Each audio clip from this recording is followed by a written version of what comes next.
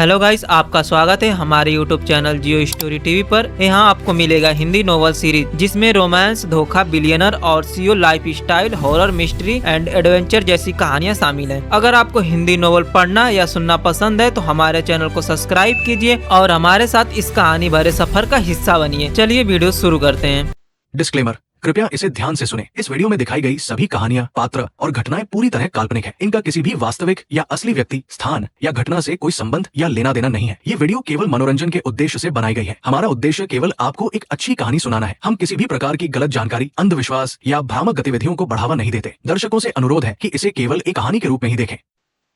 ये हमेशा ऐसा क्यों होता है?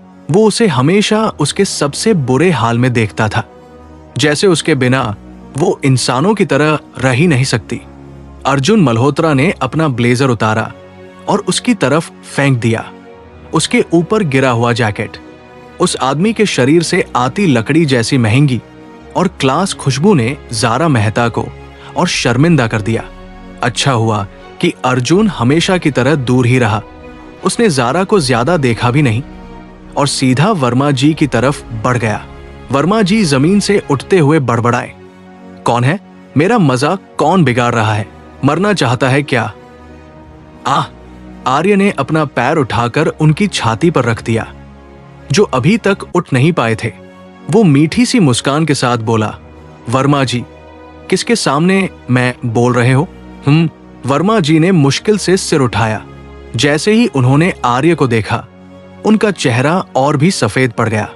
आर्य साहब। अर्जुन मल्होत्रा आर्य के पास आया और सिगरेट सुलगाई। उसने सिर्फ सफेद शर्ट पहनी थी, जो पैंट में अंदर थी। उसके कंधे चौड़े थे, कमर पतली और लंबी टांगे।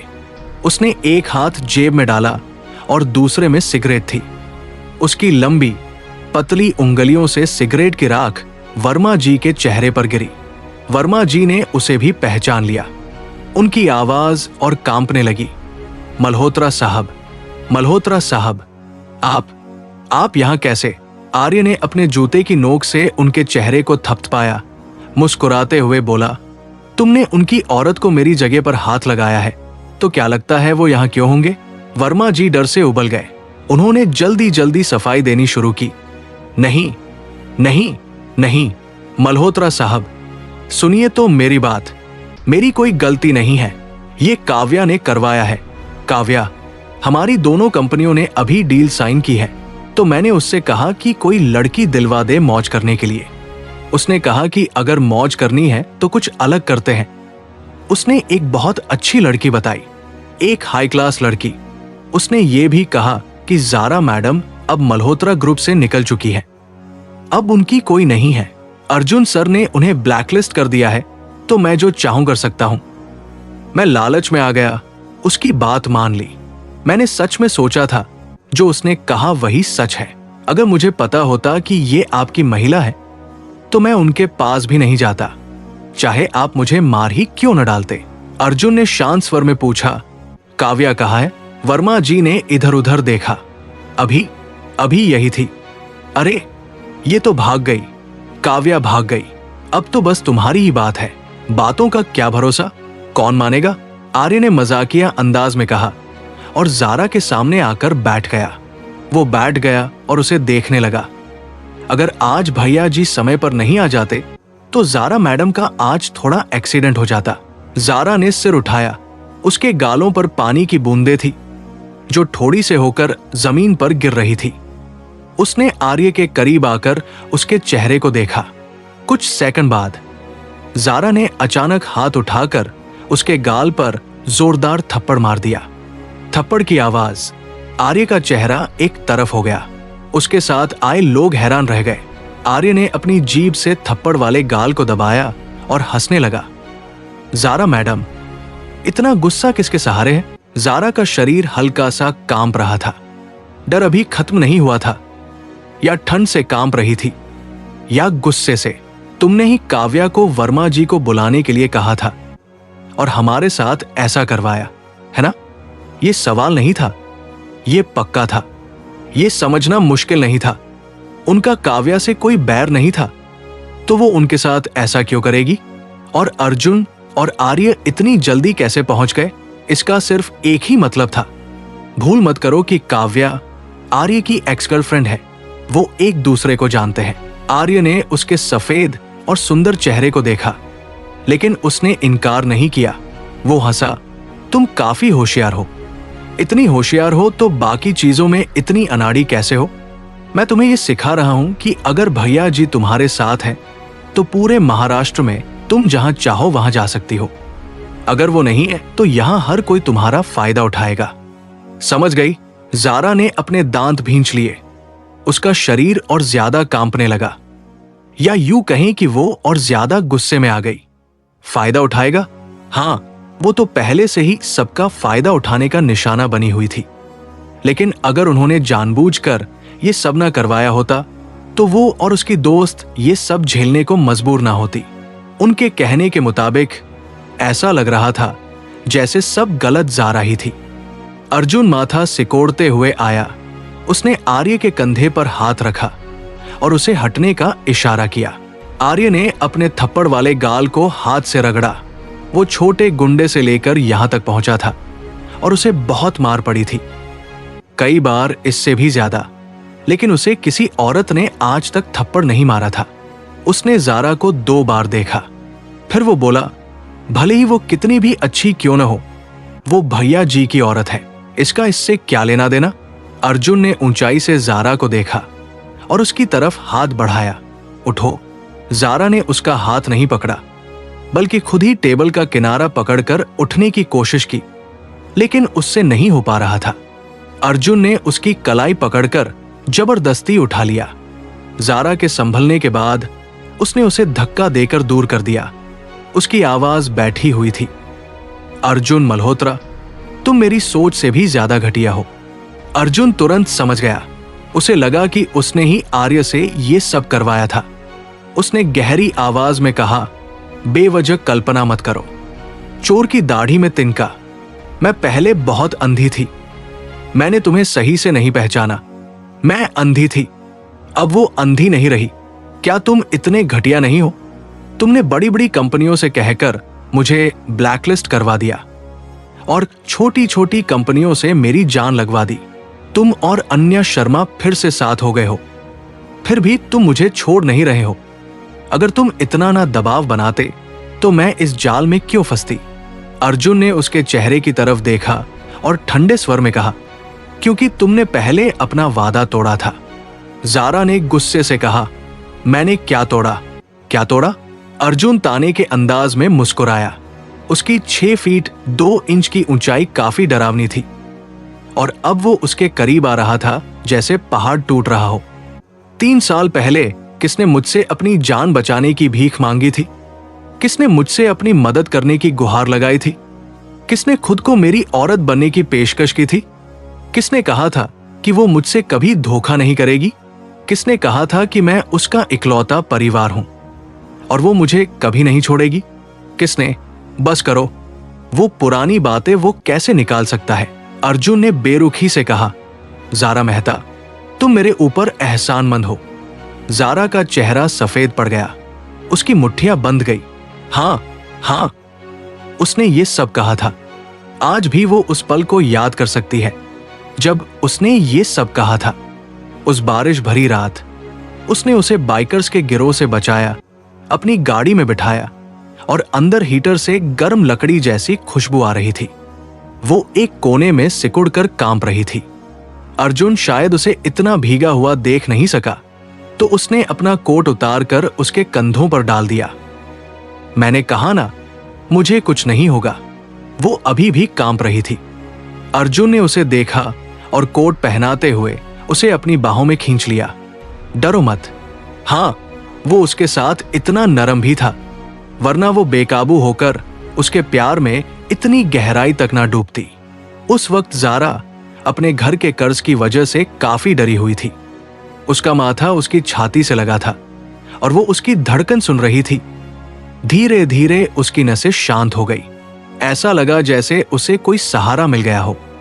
तुम्हारा घर कहाँ है? मैं तुम्हें छोड़ देता हूं। घर नहीं, वो घर नहीं जा सकती। अगर वो घर गई तो उसके माता पिता उसे फिर से कर्ज चुकाने के लिए भेज देंगे। जारा ने लग्जरी कार देखी, फिर ड्राइवर को देखा और आखिर में उस रईस आदमी को देखा। उसके दिमाग में अलग अलग ख्याल आ रहे थे, कुछ साफ थे तो कुछ पागलपन भरे। वो सोच रही थी कि अगर उसे अपने परिवार को बचाने के लिए खुद को बेचना ही है तो उन लोगों के बजाय इसके हाथों बिकना बेहतर होगा। उसने उसके कपड़ों को ऐसे पकड़ लिया जैसे कोई आखिरी सहारा हो। उसके होंठ कांप रहे थे।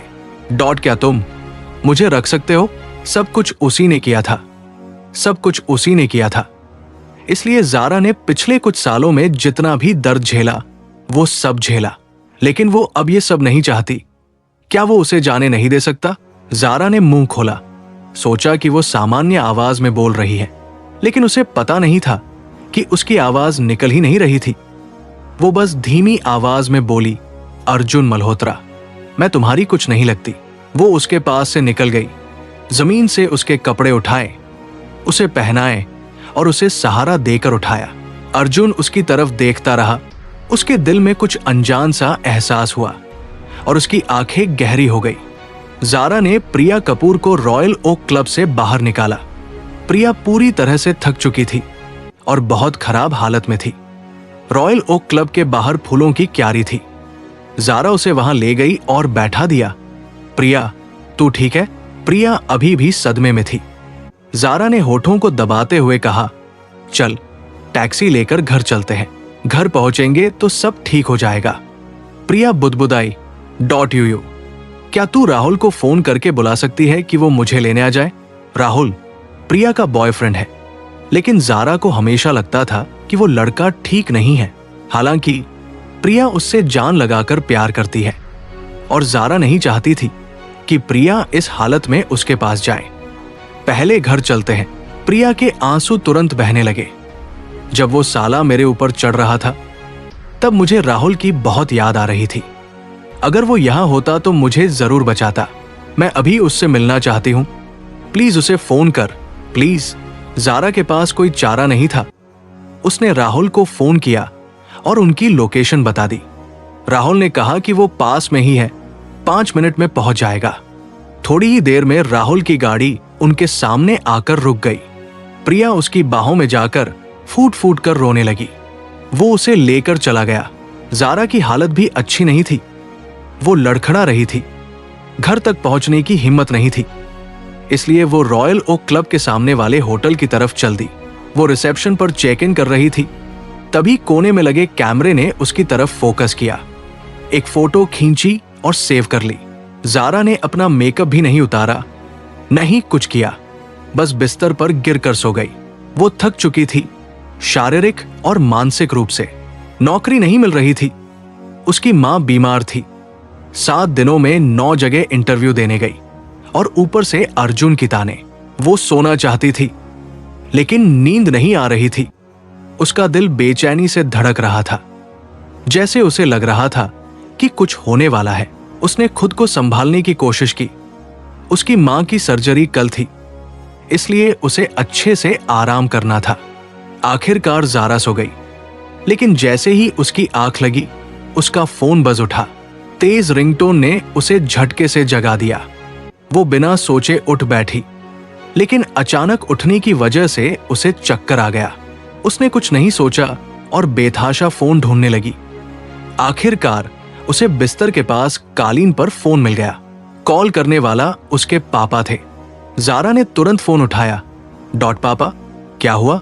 पापा रोते हुए बोले, जारा हम अस्पताल पहुंच गए, लेकिन वो बोल रहे हैं कि वापस जाओ। हार्ट नहीं है, सर्जरी नहीं हो सकती। जारा अब क्या करेंगे हम? जारा का दिमाग खाली हो गया। उसे याद नहीं कि उसने पापा को मैं अभी आ रही हूं कहा या नहीं। फोन रखने के बाद उसके दिमाग में सिर्फ एक ही ख्याल था, तुरंत अस्पताल जाना है। वो जल्दी से बिस्तर से उतरी। उसके पैर लड़खड़ा गए और वो कालीन पर घुटनों के बल गिर गई। उसके घुटने में चोट आई, लेकिन उसने होंठ भींचे, दीवार पकड़कर उठी और तेजी से बाहर चली गई। जारा नीचे आई और टैक्सी ली। सिटी हॉस्पिटल जल्दी। डॉक्टर के कमरे के बाहर जारा के पापा ने हंगामा कर दिया था। उनके हाथ में फल का चाकू था और उन्होंने एक नर्स को बंधक बना लिया था। वो गुस्से से चिल्ला रहे थे, तुम लोगों ने ही कल कहा था कि ऑपरेशन के लिए आ जाओ, और आज कह रहे हो कि हार्ट नहीं है। तुम डॉक्टर लोगों ने रिश्वत खाकर हार्ट किसी और को दे दिया। तुम सब बेईमान हो। मेरी बीवी मर गई तो तुम लोग कातिल हो। कातिल। जारा के पापा के इंचार्ज डॉक्टर ने उन्हें समझाने की कोशिश की। मिस्टर मेहता, हम आपको बता चुके हैं कि प्लेटफॉर्म मरीज की स्थिति के आधार पर डोनर देता है। शोभा मेहता को अभी 6 महीने से ज्यादा का समय है, जबकि दूसरे मरीज को सिर्फ 1 हफ्ता बचा था। इसलिए हार्ट उन्हें पहले दिया गया। ये हम डॉक्टरों का फैसला नहीं है, बल्कि प्लेटफॉर्म का डेटा है जिसमें कोई दखल नहीं दे सकता। पापा को ये सब जटिल बातें समझ नहीं आ रही थी। चाकू पकड़े हाथ कांप रहा था। नर्स की गर्दन पर चाकू से खून की लकीर बन गई। मुझे कुछ नहीं पता, मुझे कुछ नहीं पता। हमारा हार्ट वापस दो, वापस दो। जारा अस्पताल पहुंची। उसी समय पुलिस भी पहुंच गई। ये देखकर वो वहीं सन्न रह गई। उसके दिमाग में सिर्फ एक ही ख्याल था, सब खत्म, सब खत्म हो गया। पुलिस वालों ने रियोट शील्ड लगाकर भीड़ को अलग कर दिया। जारा शील्ड के इस पार फंस गई और अपने पापा को पुलिस वालों द्वारा स्टील फोर्क से इशारा करते देख वो टूटी हुई आवाज में चिल्लाई, डॉट पापा। पापा ने सिर घुमाकर उसे देखा। उनकी आंखें लाल थी। वो चिल्लाए, जारा, अब क्या करेंगे, अब क्या करेंगे। जारा को नहीं पता था कि क्या करना है, वो और क्या कर सकती थी। हार्ट चला गया। वो अस्पताल में हंगामा कर रहे हैं। स्टाफ को बंधक बना लिया, मारपीट की। वो जेल जा सकते हैं। उसकी मां का क्या होगा, उसके पापा का क्या होगा, डॉट। जारा ने अपनी उंगलियां इतनी जोर से भींची कि नाखून हथेली में धंस गए। उसने शांत होकर कहा, पापा, फल का चाकू नीचे रख दो, चाकू नीचे रखो। इतने सारे पुलिस वालों को देखकर पापा का चेहरा सफेद पड़ गया। मुझे कुछ नहीं पता, जारा। मैंने जानबूझकर नहीं किया। मुझे नहीं पता ये सब कैसे हो गया। चाकू कहां से आया? जारा ने मुश्किल से कहा।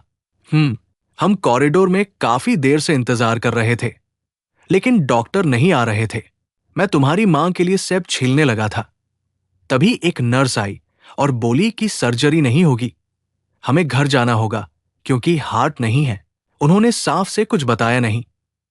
मैं बस इतना गुस्सा हो गया कि जारा ने उनकी आवाज नरम कर दी। चाकू नीचे रखो, उन्हें छोड़ दो, बाकी मुझ पर छोड़ दो। पापा ने बार बार सिर हिलाया। वो बेहद परेशान थे, समझ नहीं आ रहा था क्या करें। कांपते हाथों से नर्स की गर्दन से चाकू हटाया। नर्स तुरंत भाग गई और पुलिस वालों ने दौड़कर पापा को जमीन पर पटक दिया। जारा ने आंखें बंद कर ली और मुंह फेर लिया। वो ये सीन नहीं देख सकती थी। पुलिस ने जल्दी से पापा को हथकड़ी लगा दी और ले गई। जारा उनके पीछे भागने की कोशिश कर रही थी, लेकिन दूसरे पुलिस वाले ने उसे रोक लिया। तुम परिवार वाली हो? जारा ने होठों को दबाया। हाँ, ठीक है, हमारे साथ चलो। जारा को दूसरी पुलिस गाड़ी से थाने ले जाया गया, लेकिन वो पापा से नहीं मिल सकी। उससे सिर्फ 2 पुलिस अफसरों ने बात की जो इस केस के इंचार्ज थे। जारा काफी मजबूत थी। सब खत्म होने के बाद उसने खुद को संभाला और पुलिस अफसरों के सवालों का सच्चाई से जवाब दिया। आखिर में उसने कहा, मेरे पापा बुरे इंसान नहीं हैं। उन्होंने जानबूझकर हंगामा नहीं किया। वो मेरी मां की चिंता में थे और बस इमोशन हो गए। साथ ही वो पढ़े लिखे नहीं हैं, डॉक्टर की बात समझ नहीं पाए। इसलिए ये गलतफहमी हुई। मैं जिस नर्स को चोट लगी है उसका या अस्पताल का जितना भी नुकसान हुआ है, मैं भरपाई कर सकती हूं, जैसे भी हो सके। पुलिस वाली ने सिर हिलाया। हमने अस्पताल से भी जानकारी ले ली है। हालांकि मिस्टर मेहता की हरकतें समझ में आती हैं, लेकिन तुम्हें पता होना चाहिए कि मेडिकल विवाद अब एक अपराध है। उनके इस व्यवहार को हल्का या गंभीर माना जा सकता है। सीधे शब्दों में कहें तो उन्हें 3 से 7 साल की जेल हो सकती है। जारा मुश्किल से बोल पाई, डॉट कोई और रास्ता नहीं है? पुलिस वाली, तुम किसी वकील से मिलो, कोई अच्छा वकील तुम्हारी काफी मदद कर सकता है। जारा थाने से बाहर आई। दोपहर का वक्त था, धूप तेज थी। वो धूप में कुछ देर खड़ी रही। उसे लगा जैसे उसके शरीर की सारी नमी सूख गई हो। गला सूख रहा था और हल्का दर्द हो रहा था। उसने फोन निकालकर एक नंबर मिलाया। पहली बार नहीं उठाया तो दोबारा मिलाया। दूसरी बार जब फोन कटने वाला था तब जाकर उठाया। अर्जुन मल्होत्रा की ठंडी और मैग्नेटिक आवाज फोन की आवाज में और भी ठंडी हो गई। मैं मीटिंग में हूं, तुम्हें सिर्फ 3 मिनट दूंगा। जारा ने सीधा पूछा, मेरी मां का हार्ट वाला मामला तुम्हारा ही कोई खेल है ना? अर्जुन, क्या हार्ट? मेरी मां को हार्ट ट्रांसप्लांट मिलने वाला था, अचानक से कोई और मिल गया। क्या तुमने कोई चाल चली? अर्जुन को यह बात हंसी आ गई। क्या तुम्हारे पास कोई सबूत है? सबूत? अर्जुन मल्होत्रा जैसा इंसान कोई सबूत कहाँ छोड़ेगा? जारा ने एक एक शब्द कहा। तुम्हें पता है मेरी मां को हार्ट की बीमारी है, इनकार मत करना। मुझे साफ याद है, जिस दिन तुमने मुझे वापस काम पर आने के लिए कहा था, उस दिन तुमने कहा था, मैं सोच रहा था कि तुम्हारी मां की हालत को देखते हुए तुम्हें एक स्थिर, अच्छी सैलरी वाली नौकरी की सख्त जरूरत है। तो उसे जरूर पता था कि उसकी मां को हार्ट की बीमारी है, और अब जब उसकी मां का हार्ट चला गया है तो वो ये सोचने से खुद को रोक नहीं पा रही थी कि ये सिर्फ एक संयोग है। अर्जुन ने माना, हां, मुझे पता है, मैंने ये बात कही थी। तो तुमने मेरी मां का हार्ट चुरा लिया, सिर्फ मुझे सबक सिखाने के लिए। अर्जुन मल्होत्रा, मेरे साथ जो मर्जी करो, लेकिन मेरे परिवार को मत छेड़ो। क्या तुम्हें पता है कि मेरी मां के पास सिर्फ 6 महीने हैं? अगर 6 महीने में कोई डोनर नहीं मिला तो वो बच नहीं पाएगी। तुम किसी की जान ले रहे हो। अर्जुन की आवाज में साफ झुंझलाहट थी। क्या तुम्हें लगता है कि मेरे पास इतना वक्त है कि मैं दिन भर तुम्हारे घर के झगड़ों पर नजर रखूं? तो फिर तुम्हें कैसे पता चला कि मेरी मां बीमार है? अगर तुम नजर नहीं रख रहे थे तो कैसे पता चला? अगर कोई सवाल है तो जवाब खुद ढूंढो। किसी को तुम्हारे सवालों का जवाब देने की जरूरत नहीं है। अर्जुन ने सीधा फोन काट दिया। वो मीटिंग रूम के बाहर खड़ा था। उसका चेहरा सख्त था। उसने अपनी टाई ढीली की, फिर मुड़कर मीटिंग रूम में वापस चला गया। मीटिंग जारी रखें। नीचे बैठे सीनियर एग्जीक्यूटिव्स ने एक दूसरे को देखा। उन्होंने पहली बार मल्होत्रा साहब को मीटिंग के दौरान कोई पर्सनल कॉल लेते देखा था। 1 घंटे बाद मीटिंग खत्म हुई और अर्जुन अपने ऑफिस लौट आया। सेक्रेटरी काजल तुरंत अंदर आई। मल्होत्रा साहब, अनन्या शर्मा के पापा की सर्जरी चल रही है, अभी खत्म नहीं हुई है। अस्पताल से कोई अपडेट आया तो मैं तुरंत बताऊंगी। अर्जुन ने हल्का माथा सिकोड़ा, फिर बोला, जारा मेहता के साथ क्या हुआ, पता करो। काजल थोड़ा रुकी, फिर बोली, ठीक है। थाने से निकलने के बाद जारा बांद्रा घर वापस आ गई। जब ये सब हुआ था तब जीजा ने तुरंत समझदारी दिखाते हुए जारा की मां को वहां से ले जाने का फैसला किया था, ताकि वो सब न देख सकें और उनकी तबीयत खराब न हो जाए। जैसे ही जारा घर के अंदर आई, उसकी बड़ी बहन ने घबराकर पूछा, जारा, पापा कैसे हैं? उन्हें हिरासत में ले लिया गया है। बड़ी बहन कुर्सी पर बैठ गई। तो क्या उन्हें जेल जाना पड़ेगा? जारा ने सिर हिलाया, कहना मुश्किल है। बड़ी बहन ने होंठ काटे, अपने घुटने पर जोर से मुक्का मारा और खुद को कोसने लगी। ये सब मेरी गलती है, ये सब मेरी गलती है। मुझे पता था कि पापा बहुत भड़क जाते हैं, फिर भी मैंने उन पर ध्यान नहीं दिया। तुम्हारी कोई गलती नहीं है, अपने ऊपर मत लो।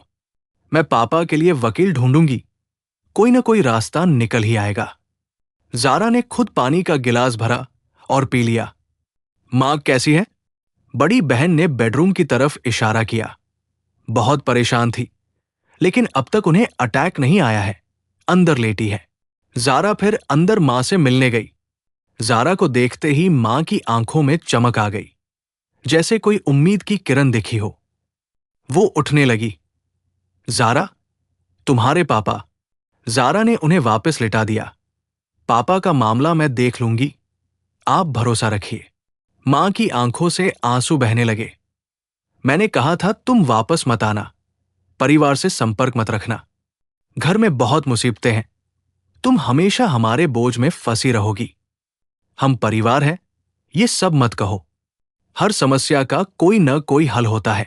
ज़ारा थोड़ी रुकी, उसकी आवाज धीमी हो गई। अगर सच में कोई हल नहीं है तो हम अपनी गलती मान लेंगे।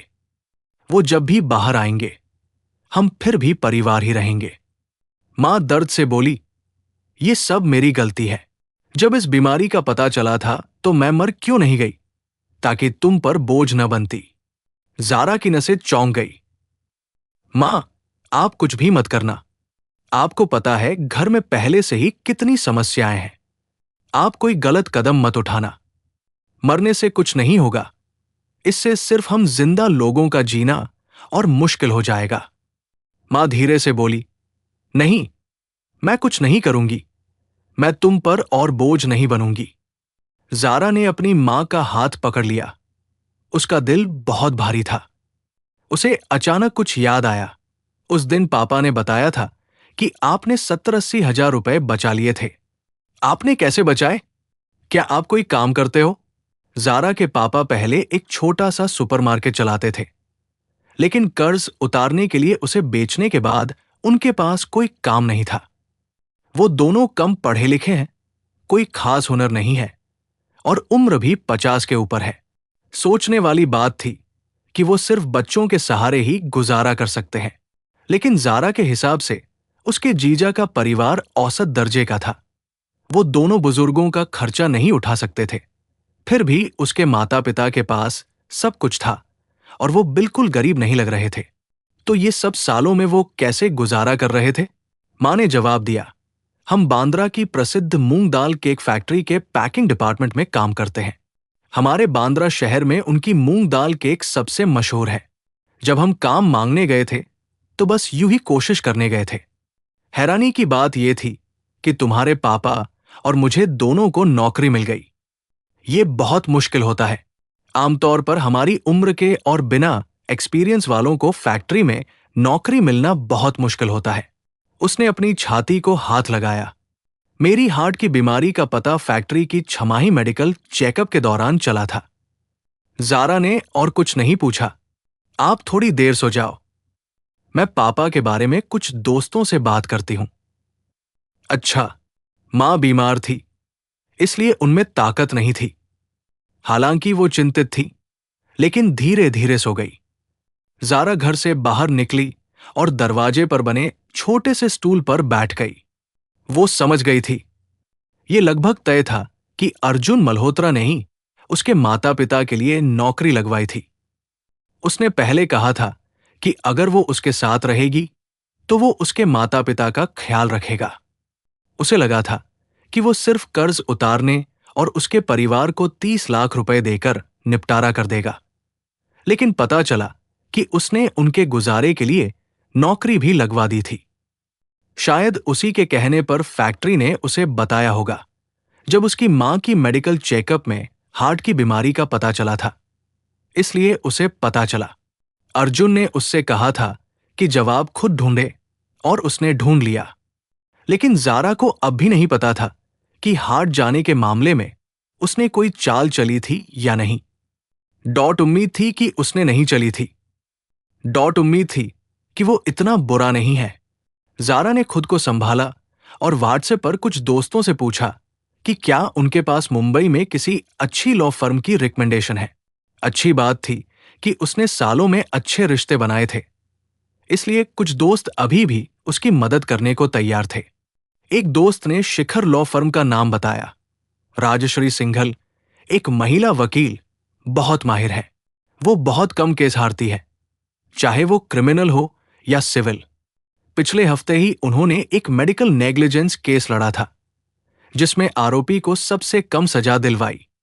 ज़ारा ने धन्यवाद कहा और जवाब दिया, मैं कल उनसे मिलूंगी। उसने रात घर पर गुजारी, अपने पुराने बिस्तर पर सोई, जिसके पास उसके परिवार की फोटो थी। लेकिन अब घर में सिर्फ वो और उसकी बीमार मां रह गई थी। ज़ारा रात भर सो नहीं पाई और अगले दिन उसकी बड़ी बहन मां की देखभाल करने आ गई। जाने से पहले ज़ारा ने उसे सख्त हिदायत दी कि वो मां पर नजर रखे, क्योंकि उसने कल खुदकुशी की बात कही थी और उसे डर था कि वो इस वक्त कोई गलत कदम न उठा ले। बड़ी बहन ने कहा कि वो हर वक्त उनके साथ रहेगी। जारा ने टैक्सी ली और शिखर लॉ फर्म पहुंची। उसके दोस्त ने पहले ही बात कर रखी थी, इसलिए उसने रिसेप्शनिस्ट रोहन को बताया कि उसे राजश्री सिंगल से मिलना है। रोहन उसे राजश्री सिंगल के ऑफिस ले गया। मैडम सिंगल अभी रिसेप्शन में एक क्लाइंट से मिल रही हैं। आप थोड़ा इंतजार करें, मैं आपके लिए पानी लाता हूं। ठीक है, धन्यवाद। जारा को ज्यादा इंतजार नहीं करना पड़ा। 15 मिनट बाद दरवाजा खुला। अंदर आने वाली महिला की उम्र करीब 30 साल लग रही थी। उसने गहरे नीले रंग का ब्लेजर पहना था और उसके बाल सिंपल सा बांधे थे। इस प्रोफेशनल लुक में भी उसकी खूबसूरती छिपी नहीं थी। खासकर उसकी आंख के नीचे वाला तिल बहुत आकर्षक था। वो खूबसूरत थी, एक किताबी खूबसूरती। जारा खड़ी हो गई। मैडम सिंगल, मैं जारा मेहता हूं। सानिया ने आपसे मिलने की बात कही थी। राजश्री सिंगल ने उससे हाथ मिलाया और बैठने का इशारा किया। हां, मैं राजश्री सिंगल हूं। सानिया ने मुझे आपकी समस्या के बारे में मोटा मोटा बता दिया था, लेकिन डिटेल नहीं बताई। आप बता सकती हैं? वो सीधे मुद्दे पर आ गई और जारा ने भी घुमा फिराकर कुछ नहीं कहा, सब कुछ बता दिया। राजश्री ने पूरे वक्त बहुत कम भावनाएं दिखाई, बस कभी सिर हिलाकर बता दिया कि वो सुन रही है। जब जारा बोलकर खत्म हुई, तब उन्होंने जवाब दिया। सजा देते वक्त जज सिर्फ कानून नहीं देखते, बल्कि असलियत को भी देखते हैं। आपके पिता की स्थिति बहुत दयनीय है। अगर आप उस नर्स और अस्पताल से माफी भी हासिल कर लें और उनसे माफी का पत्र भी लिखवा लें, तो जज से हल्की सजा दिलवाने में काफी मदद मिल सकती है। जारा ने माथा सिकोड़ा। सबसे हल्की सजा क्या हो सकती है? हिरासत। लेकिन वो 3 महीने होगी या 6 महीने, ये जज पर निर्भर करता है। राजश्री ने कहा, आप फिक्र मत करो, मैं तुम्हारा ये केस पूरी कोशिश से लड़ूंगी। हालांकि राजश्री ने बहुत कम बात की और कोई हमदर्दी नहीं दिखाई, लेकिन उनकी बात सुनकर जारा को एक अजीब सी शांति मिली। उसने राहत की सांस ली और सच्चे दिल से कहा, धन्यवाद मैडम सिंघल। राजश्री ने उसकी तरफ पानी का गिलास बढ़ाया। शुक्रिया मत कहो, मैं तुमसे पैसे तो लूंगी ही नहीं। जारा ने बस पानी का गिलास ले लिया और फिर से शुक्रिया कहा। उसकी इस प्रतिक्रिया से राजश्री को लगा कि उसका मजाक उस पर नहीं जमा। खैर, वो सच में हंसी मजाक करना नहीं सीख पाती। राजश्री सामान्य अंदाज में खड़ी हो गई। मैं तुम्हें छोड़ देती हूं।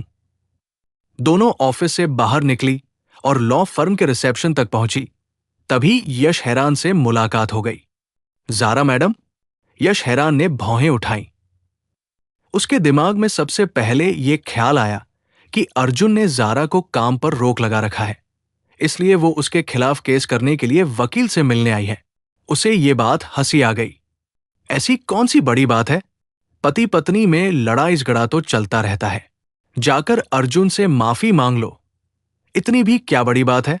जारा को अभी अर्जुन के बारे में कुछ सुनना पसंद नहीं था, इसलिए उसने राजश्री से विदा ली और सीधे चली गई। राजश्री भी मुड़कर अंदर जाने लगी। यश हैरान ने राजश्री का हाथ पकड़ लिया। उसके होठों पर ठंडी मुस्कान थी। तुम्हारा पति यहां है और तुमने नमस्ते तक नहीं किया?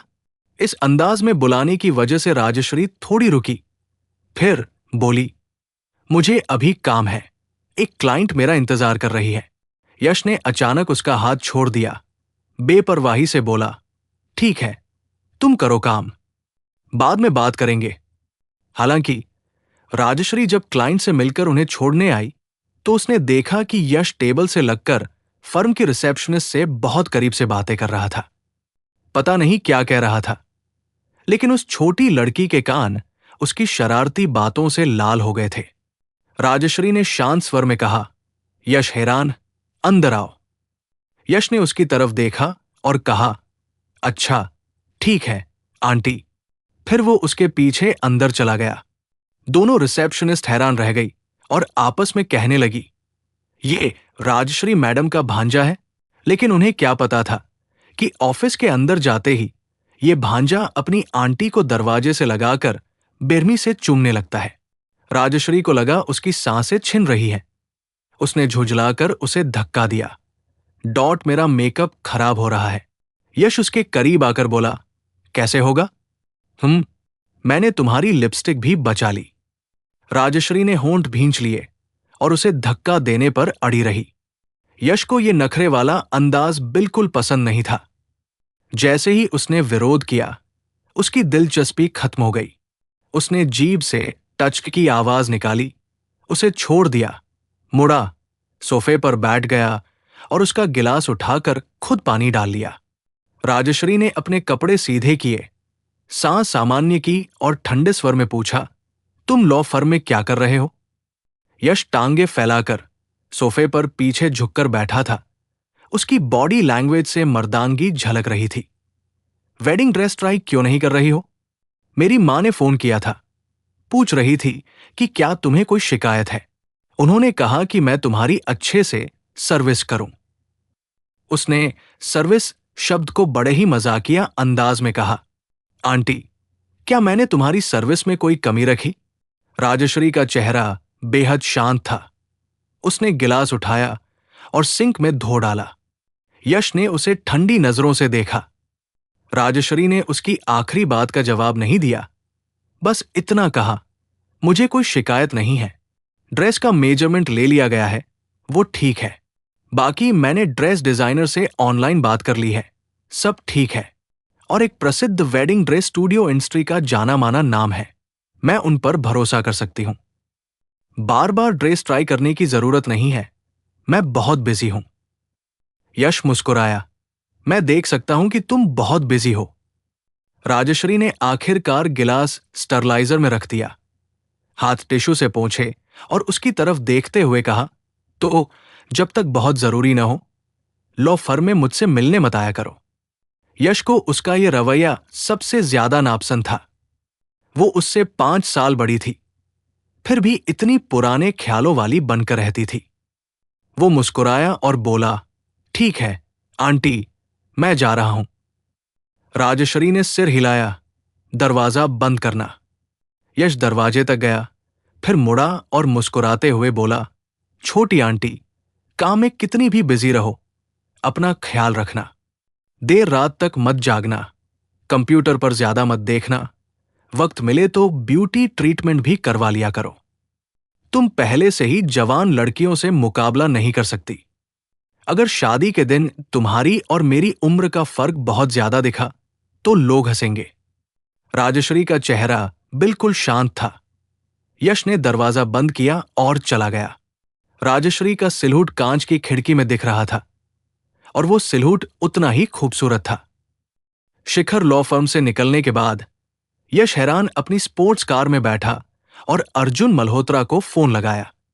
अर्जुन, अंदाजा लगा मैं राजश्री सिंगल के पास किससे मिला? जारा मैडम से। यश हैरान को यह बात बड़ी मजेदार लगी। सोच रहा हूं कि वो राजश्री से क्या सलाह लेने आई थी। क्या तुम उसकी नौकरी में रोक लगा रहे हो और अब वो हताश होकर तुम पर केस करने आई है? अर्जुन अपनी कुर्सी पर पीछे झुककर बैठा था, एक हाथ से उसका माथा थामा था। उसकी पलकें थोड़ी झुकी हुई थी, उसकी आंखों का रंग हल्का था। यश हैरान ने कहा, अगर उसने कोई और वकील किया होता तो कोई बात नहीं, लेकिन उसने राजश्री सिंघल को किया है और वो औरत निपटने में मुश्किल है। अर्जुन ने बस एक ओ कहा। यश हैरान मुस्कुराते हुए बोला, लेकिन चूंकि हम भाई हैं तो मुश्किल ही सही, मैं तुम्हारी मदद कर दूंगा। अर्जुन ने फिर पूछा, तुम्हारी शादी कब है? मेरी मां को डर था कि ज्यादा देर हो गई तो कहीं गड़बड़ ना हो जाए, इसलिए उन्होंने अगले महीने की 5 तारीख तय कर दी। मैं चाहता था कि तुम मेरे बेस्टमैन बनो, लेकिन मेरी मां ने कहा कि तुम इतने सालों से सिंगल हो, यह अशुभ होता है, इसलिए उन्होंने मुझसे कहा कि शौर्य से पूछ लूं। यश हैरान ने आह भरी। जैसा कि हम सब जानते हैं, शौर्य और उसकी गर्लफ्रेंड का 10 साल से रिलेशनशिप चल रहा है, स्कूल से लेकर अब तक, और अभी तक टूटे नहीं है। वो हम सब के लिए आदर्श है। कुछ मिनट बातचीत के बाद फोन रखा गया। अर्जुन ने वो सब सोचा जो काजल ने पता करके बताया था और जो यश हेरान ने कहा था। फिर उसने अपनी कार की चाबी उठाई और ऑफिस से निकल गया। ज़ारा ने लॉ फर्म छोड़ी, मॉल गई, फल और विटामिन की चीजें खरीदी, फिर अस्पताल पहुंचकर फूलों का गुलदस्ता भी खरीद लिया। वो पहले सर्विस डेस्क पर गई और पूछा कि कल जो नर्स घायल हुई थी वो किस वार्ड में है। सर्विस डेस्क पर बैठी नर्स ने उसे तुरंत पहचान लिया। तुम वो मेडिकल विवाद वाले के परिवार वाली हो ना? ज़ारा थोड़ी रुकी, फिर बोली, मैं नर्स प्रिया से माफी मांगना चाहती हूं। क्या आप बता सकती हैं कि वो किस वार्ड में है? कौन जाने तुम माफी मांगने जा रही हो या क्या करने। हम तुम्हें नहीं बताएंगे कि प्रिया कहाँ है। तुम जाओ। ज़ारा ने सोचा, नर्स प्रिया की गर्दन पर चोट थी, जो बाहरी चोट थी, इसलिए शायद जनरल सर्जरी वार्ड में इलाज चल रहा होगा। उसने खुद ही जनरल सर्जरी वार्ड ढूंढा, हर कमरे में देखा और आखिरकार वीआईपी वार्ड में उन्हें पा लिया। उनकी गर्दन पर पट्टी बंधी थी, चेहरा थोड़ा पीला पड़ा था। उनकी मां उन्हें खाना खिला रही थी। ज़ारा ने होंठ भींचे और सामान लेकर अंदर गई। नमस्ते प्रिया जी। प्रिया और उनकी मां दोनों ने सिर उठाकर देखा। ज़ारा ने सच्चे दिल से कहा, मैं आपसे मिलने आई हूं। मुझे बहुत माफी चाहिए। मेरे पापा कल गुस्से में आकर गलती से आपको चोट पहुंचा बैठे। मैं उनकी तरफ से आपसे माफी मांगती हूं। यह थोड़ा सा संदेश है, आपके सारे इलाज का खर्चा मैं उठाऊंगी। मुझे सच में बहुत माफी चाहिए। प्रिया के कुछ कहने से पहले उनकी मां गुस्से से बोल पड़ी, माफी से क्या होगा? पुलिस क्यों है तब? क्या तुम्हें पता है कि कल तुम्हारे पापा ने मेरी बेटी की गर्दन लगभग काट ही दी थी। मेरी बेटी मरते मरते बची। ज़ारा ने सच्चे दिल से कहा, मैं मानती हूं कि पूरी गलती हमारी तरफ से है। मैं सिर्फ इतना चाहती हूं कि प्रिया जी जल्दी ठीक हो जाएं। मेरे पापा ने जानबूझकर नहीं किया था। वो मेरी मां का हार्ट चले जाने से बहुत भावुक हो गए थे, इसलिए। ज़ारा की बात खत्म होने से पहले प्रिया की मां ने पानी का गिलास उठाकर उसके चेहरे पर फेंक दिया। ज़ारा ने सहजता से आंखें बंद कर ली। उसके कानों में प्रिया की मां की गुस्से भरी आवाज गूंजी, मेरी बेटी सिर्फ एक नर्स है। अस्पताल से तुम्हारा कोई भी विवाद हो, वो तुम्हारा मामला है, लेकिन तुमने मेरी बेटी को ऐसा क्यों किया? तुम चाहती हो कि हम उसे माफ कर दें? सपने में भी मत सोचना। निकलो यहां से, अपना सामान लेकर निकलो। उसने हाथ उठाकर थप्पड़ मारने की कोशिश की। ज़ारा ने टाला नहीं, लेकिन थप्पड़ उसके चेहरे पर पड़ने से एक सेकंड पहले प्रिया की मां का हाथ एक और हाथ ने पकड़ लिया। उस आदमी की आवाज नरम लेकिन मजबूत थी, बात को बात से अलग रखिए। उसके पिता का किसी को चोट पहुंचाना गलत है, लेकिन आपका भी किसी पर हाथ उठाना सही नहीं है। ज़ारा ने सिर उठाया। राजत शर्मा के चश्मे की चेन ने वार्ड की ट्यूबलाइट की रोशनी को झकझोर दिया, जिससे उसकी आंखें चौंधिया गई। बाहर निकलो, तुम सब बाहर निकलो। हम कभी भी समझौता नहीं करेंगे। हम चाहते हैं कि वो जेल जाए। प्रिया की मां ने ज़ारा को वार्ड से बाहर धकेल दिया, उसका सामान भी बाहर फेंक दिया और वार्ड का दरवाजा जोर से बंद हो गया। ज़ारा ने आह भरी। राजत शर्मा ने अपनी जेब से टिश्यू निकाला और उसके चेहरे का पानी पोंछने में मदद की। उसने मेकअप नहीं किया था, उसकी त्वचा साफ थी, लेकिन रंगत कुछ खास नहीं थी। ज़ारा ने उसकी तरफ देखा। प्रोफेसर शर्मा, आप यहां कैसे? मैंने इंटरनेट पर एक वीडियो देखा जिसमें आप थी, तो मुझे लगा कि आप आज अस्पताल आएंगी, इसलिए मैं देखने आ गया। आजकल हर चीज वायरल हो जाती है। ज़ारा के पिता के अस्पताल में हंगामा करने की घटना शॉर्ट वीडियो प्लेटफॉर्म पर फैल चुकी थी और शहर में ट्रेंड कर रही थी। राजत शर्मा को इसके बारे में पता होना कोई हैरानी की बात नहीं थी। ज़ारा ने खुद टिश्यू ले लिया और गीले बालों को कान के पीछे कर दिया। तभी राजत शर्मा ने उसके कान के नीचे एक छोटा सा लाल तिल देखा। उसमें एक अजीब सी जादुई खूबसूरती थी।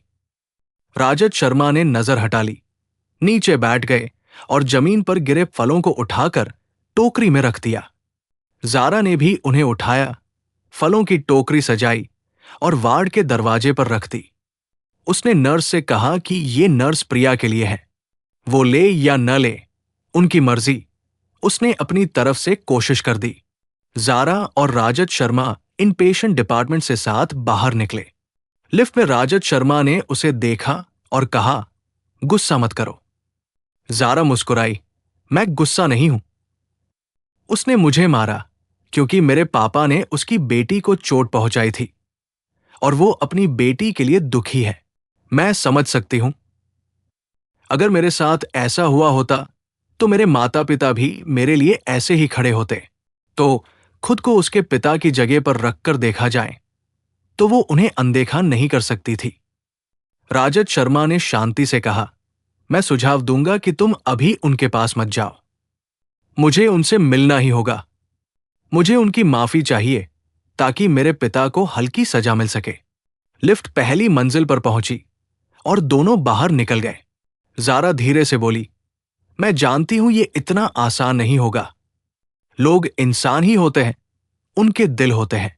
अगर मैं कुछ और बार आऊंगी, सच्चाई से बात करूंगी, तो शायद उनका गुस्सा शांत हो जाए। एक बार जब वो शांत हो जाएंगे और मुझसे मुआवजे के बारे में बात करने को तैयार हो जाएंगे तो बहुत कुछ आसान हो जाएगा। राजत शर्मा ने हल्का माथा सिकोड़ा, ये सोचकर कि उसे अभी और कितना अपमान सहना पड़ेगा। उसने उसे दया से देखा, तो अब तुम क्या करोगी? मैं अस्पताल के अधिकारियों से मिलना चाहती हूं और उनकी समझ हासिल करने की कोशिश करूंगी। राजत शर्मा, इस संवेदनशील समय में वो तुमसे नहीं मिलेंगे। जारा ने सिर हिलाया, मुझे पता है, लेकिन मेरा एक दोस्त इस अस्पताल के अधिकारियों को जानता है। वो हमारी मुलाकात कराने की कोशिश कर रहा है। मैं उससे बात करूंगी। वो अस्पताल के पिछले दरवाजे पर मिले। राजत शर्मा ने नजर रखी। नेता ने चारों तरफ देखा, ये सुनिश्चित किया कि कोई नहीं देख रहा, फिर धीरे से बोला, ये मेडिकल विवाद अब ऑनलाइन भी फैल चुका है और सभी अधिकारी स्थिति पर नजर रखे हुए हैं। अभी कुछ भी कहना मुश्किल है। इसका मतलब था कि अगर जनता की राय स्थिति को देखते हुए ये समझ में आता है कि तरफ झुकी, तो मामले को नहीं उठाया जाएगा। अगर सख्त सजा से ही लोगों का गुस्सा शांत होगा की तरफ झुकी, तो जिम्मेदारी तय की जाएगी। जारा ने होंठ काटे, क्या आप मुझे किसी और अधिकारी से मिलवा सकते हैं? मैं कोशिश करना चाहती हूं। अभी बहुत संवेदनशील समय है, ये नहीं हो सकता। मैं आपसे मिलने आकर ही जोखिम ले रहा हूं। अगर किसी ने देख लिया तो जरूर कहेगा कि मैंने आपसे रिश्वत ली है। जारा ने उस पर जोर नहीं दिया, उसे धन्यवाद दिया और नेता जल्दी से चले गए। जारा राजत शर्मा के पास आई और मजाकिया अंदाज में बोली, यूनिवर्सिटी के प्रोफेसर से मेरे लिए पहरा दिलवाना, ये तो मेरा सौभाग्य है। उन्हें जहाज पर अलग हुए अभी एक हफ्ते से भी ज्यादा नहीं हुआ था और जारा पहले ही पतली हो चुकी थी। उसकी आंखों के नीचे डार्क सर्कल्स थे। साफ पता चल रहा था कि उसे पर्याप्त आराम नहीं मिला। राजत शर्मा दिखने में बहुत नरम और सभ्य थे और एक यूनिवर्सिटी प्रोफेसर होने के नाते कोई सोचेगा कि वो बहुत दयालु इंसान है, लेकिन असल में वो शायद ही कभी किसी चीज के लिए सच में दुखी होते थे। लेकिन जारा ने उनका दिल दुखा दिया था। वो धीरे से बोले, सिटी हॉस्पिटल का एक और नाम है, मुंबई यूनिवर्सिटी मेडिकल डिपार्टमेंट का अफिलिएटेड हॉस्पिटल। जारा चौंक गई है। हालांकि मैं मेडिकल नहीं पढ़ा था, लेकिन मैं अपने सहकर्मियों से मदद मांग सकता हूं। शायद कोई कनेक्शन मिल जाए। राजत शर्मा उसकी मदद करना चाहते थे ताकि उसे इतनी मेहनत न करनी पड़े। उसका परिवार उस पर निर्भर था, लेकिन वो खुद किस पर निर्भर थी? जारा का गला भर आया, प्रोफेसर शर्मा, बहुत बहुत धन्यवाद। राजत शर्मा थोड़ा रुके, फिर हाथ बढ़ाकर उसके बालों को सहलाया। अस्पताल में ज्यादा मत रुको। नर्सें तुम्हें बुरी नजरों से देख रही हैं। क्या पता कोई आकर मार भी दे। जारा हंस पड़ी, ऐसा कैसे हो सकता है? और बारिश होने वाली है, चलो मैं तुम्हें घर छोड़ देता हूं। जारा ने धीरे से सिर हिलाया, ठीक है। जैसे ही वो साथ में अस्पताल से बाहर निकले, कॉरिडोर में उनकी मुलाकात अन्या शर्मा से हो गई। अनन्या शर्मा और एक नर्स कॉरिडोर में चल रहे थे। आसपास कोई और नहीं था, इसलिए वो टाल नहीं सकते थे। बेशक जारा को टालने की जरूरत नहीं थी। वो बगल देखे बिना उनके पास से निकल गई। जैसे ही वो पास से गुजरी, अनन्या ने आवाज लगाई, जारा दीदी। जारा ने उसे अनदेखा कर दिया। रिश्ते खत्म हो चुके थे, अब नकलीपन करने की जरूरत नहीं थी। अनन्या ने पीछे मुड़कर देखा। जारा और राजत शर्मा कॉरिडोर के अंत में मुड़ रहे थे। उसके साथ वाली नर्स ने पूछा, अनन्या जी, आप उन्हें जानती हैं? बस जान पहचान है। नर्स, आप नहीं जानती? ये वही है जिनके बारे में हम दिन भर बात कर रहे हैं, मेडिकल विवाद वाले के परिवार वाली। अनन्या की आंखें झपक गई। उसने सच में नहीं सोचा था कि ये जारा होगी। मुंबई में अक्टूबर की बारिश अचानक आती है। कुछ देर पहले तक बादल छाए हुए थे, लेकिन जैसे ही वो कॉरिडोर से अस्पताल के मुख्य द्वार तक आए, हल्की बारिश शुरू हो गई। आसमान अंधेरा हो गया। दोपहर के 3 बज रहे थे, लेकिन आसमान शाम 5-6 बजे जैसा धुंधला हो चुका था। तुम यहीं मेरा इंतजार करो, मैं गाड़ी लेकर आता हूं, राजत शर्मा ने धीरे से कहा। अच्छा। राजत शर्मा के जाने के बाद जारा अकेले अस्पताल के दरवाजे पर खड़ी हो गई। बारिश की बूंदों को टूटकर बिखरते देख रही थी। जारा दीदी। जारा मुड़ी। अनन्या शर्मा छाता लेकर दौड़ती हुई आई। मैंने देखा बारिश हो रही थी, सोचा आपके पास छाता नहीं होगा तो आपको देने आ गई, कहीं भीग न जाए। जारा को समझ नहीं आया कि वो क्या करना चाहती है। जारा ने मना कर दिया, जरूरत नहीं है। अनन्या ने जोर देकर छाता उसके हाथ में थमा दिया। ले लीजिए, इस मौसम में भीगने से आसानी से जुकाम हो जाता है। जारा को कुछ समझ नहीं आ रहा था कि वो क्या करना चाहती है। अनन्या ने सच्चे दिल से कहा, जारा दीदी, जुकाम को छोटी बीमारी मत समझिए। कभी कभी छोटी बीमारी बड़ी बीमारी बन सकती है। जैसे मेरे पापा, उन्हें पहले सिर्फ जुकाम लगा था, पता नहीं चला कि कैसे ये जानलेवा बीमारी बन गई और वो मरते मरते बचे। अच्छा हुआ कि उनका हार्ट ट्रांसप्लांट हो गया, वरना शायद मैं अपने पापा को खो देती। जारा के कानों ने संवेदनशील शब्द सुन लिया। हार्ट ट्रांसप्लांट के बारे में क्या कह रही थी तुम? अनन्या ने धीरे से कहा, जारा दीदी, क्या आपको इस सर्जरी के बारे में पता नहीं? ये हार्ट ट्रांसप्लांट है, जिसमें हार्ट के मरीज को एक स्वस्थ दिल दिया जाता है। मेरे पापा की सर्जरी कल ही हुई थी। ये एक बहुत बड़ा ऑपरेशन था। अगर अर्जुन सर ने मेरे पापा के लिए टॉप डॉक्टर की व्यवस्था ना की होती तो मैं सच में चैन से नहीं बैठ पाती। तो डॉक्टर ने कल जिस मरीज के बारे में बताया था, जिसके पास सिर्फ 1 हफ्ता बचा था और जिसकी हालत उसकी मां से ज्यादा गंभीर थी, वो अनन्या के पिता थे। जारा को अचानक लगा जैसे प्रिया की मां का पानी का गिलास फिर से उसके चेहरे पर आ गिरा हो। उसका चेहरा तेजी से पीला पड़ गया। उस धुंधले बैकग्राउंड में वो और भी कमजोर और नाजुक लग रही थी। कितना संयोग है, बिल्कुल अनन्या के पिता। जारा ने आखिरकार खुद को डॉक्टर की बात मानने के लिए राजी कर ही लिया था। मरीज के पास सिर्फ 1 हफ्ता बचा था। वो सच में ज्यादा गंभीर था और ये समझ में आता था कि हार्ट उन्हें दे दिया गया। लेकिन अब मरीज अनन्या के पिता है, तो क्या सच में सिर्फ 1 हफ्ता बचा था? या फिर भले ही उनके पास 1, 2 या 3 साल बचे हों, फिर भी वो हार्ट उन्हें ही मिलना था।